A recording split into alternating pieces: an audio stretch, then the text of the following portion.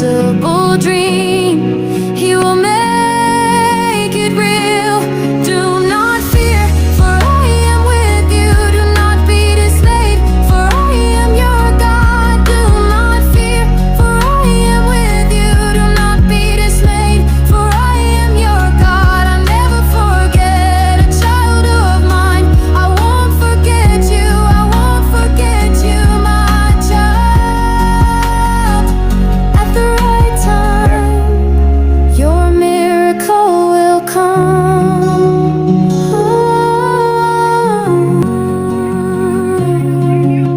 His plans are perfect. Trust in the Lord. Believe He is working. He is your helper.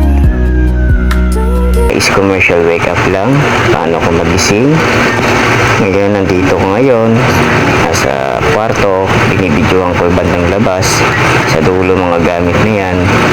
Yan mga labahan kasi yung mga damit. Nagbabalak ako dito. Ilagay siya sa loob ng CR kasi magandang kalidad dito. Walang tulo. Ayan, kasi maayos po ang bubong yan. Kaya gagawin ko dito ng patungan ng mga labahan.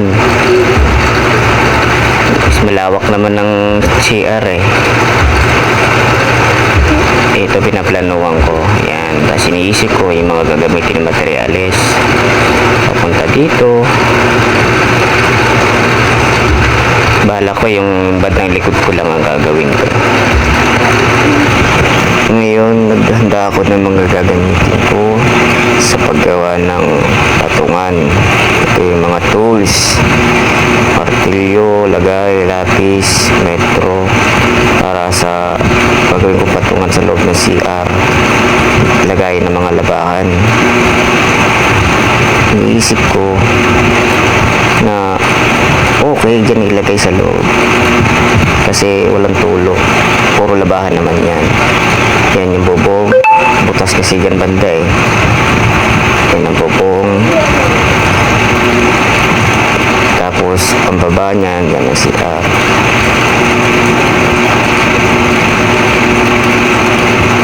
Ito yung mga ililipat ko sa loob. Puro labahan yan eh. Yan yung nasa dulo. Para maging clear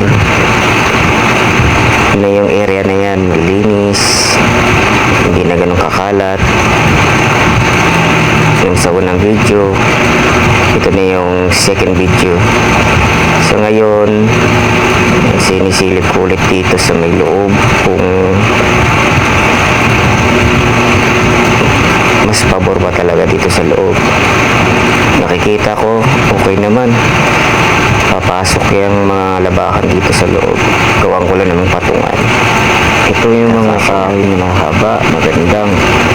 Gagamitin ko para sa paggawa ng patungan ng mga labahan. Materyales.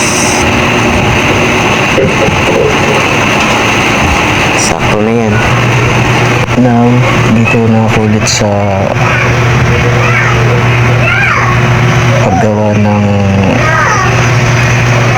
patungan ng labahan. Kukunin ko ng materyales para masimulan na. Ready ko lang muna. Handa.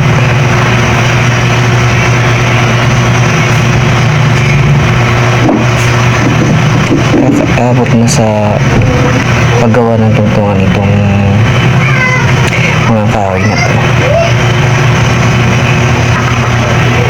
May sapat kasing haba to. Habang gumagawa ako. Ngayon, nandito ko ngayon para sukatan itong mga puputulan kong kahoy. Kaya alam mo, tatanaw ako. Nakikita ko sa video habang sinusukat ako gamit ang metro. Lumabas na ako para kunin ang metro. Ayun, hinanap ko pa eh. Ngayon nakuha ko ng metro. Yan, nagsusukat na ako ng metro para sa pagsusukat, para sa puputulan ko mga kahoy. May sapat na haba. Left and right, side by side. Kaya, ayun. Okay na, guys. Hihanapan ko na. Kaya lalabas na ako para pigilan na, putulin na yung mismong kahoy. Medyo natagal pa ako. Ayun, lalabas na ako. Ngayon dito, sisimulan ko na ang pagpuputol sa sinukatan ko. Ngayon, nagawa na ako dito habang nagbe-video.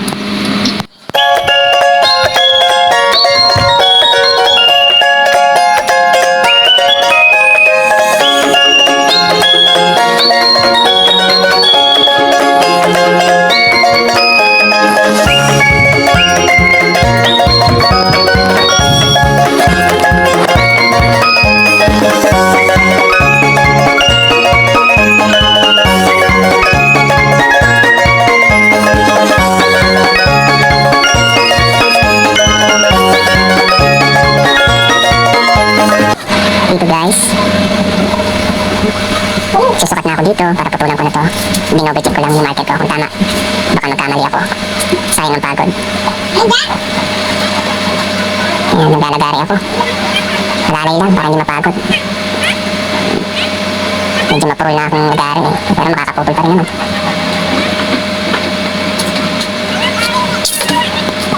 At dito, binabarin ako na yung mga butas.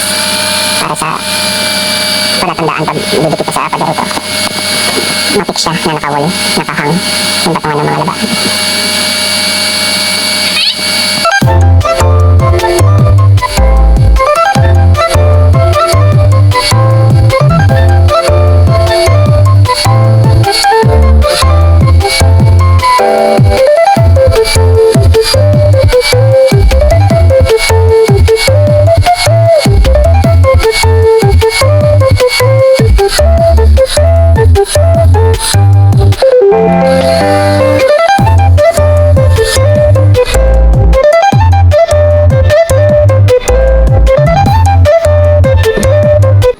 Dito guys, sisimulan ko na ang pagkabit ng kahoy dito sa wall sa paggawa ng patungan ng mga labahan. Kinukuha ko mga materialis na gagamitin. Lumabas ako saglit, iniwan ko muna itong video. Mga ilang minuto lang naman, babalik ko naman ako agad.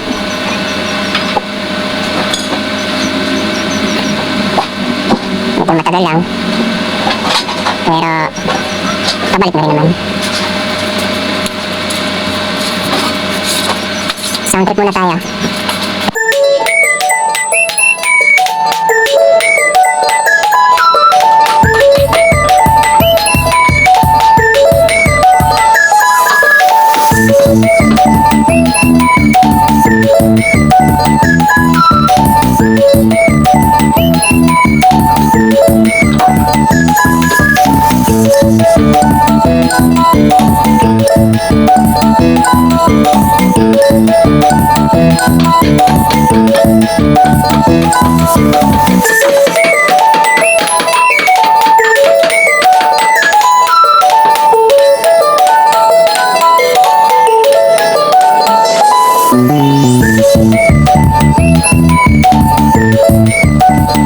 At dito, pabalik na ako. Simulan ng paggawa ng mga wall na kahoy na didikit sa pader. Ngayon sinasapatan ko ang haba bawat isa. Kung maaba ulit.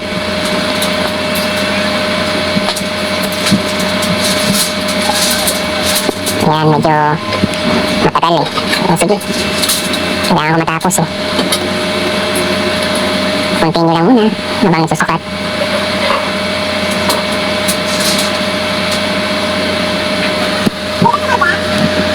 Medyo natagalan ako gawa ng nakakangalay eh. At yun, nakuha ko ng sukat. Lumabas ako. At ayan na, tapos na. Nag-magic. Nagawa na agad. Yan ang patungan na. Paglalagyan ng mga labahan. At dito, salamat. At yun guys, wala silang magandang mga materyales eh, pero ganun na lang ginawa ko. Ito ngayon, kami dito sa third video ko.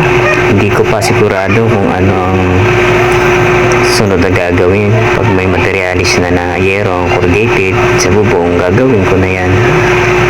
nakita na yun sa video. Kasama na yun sa baha. Kaya, ayun, thank you.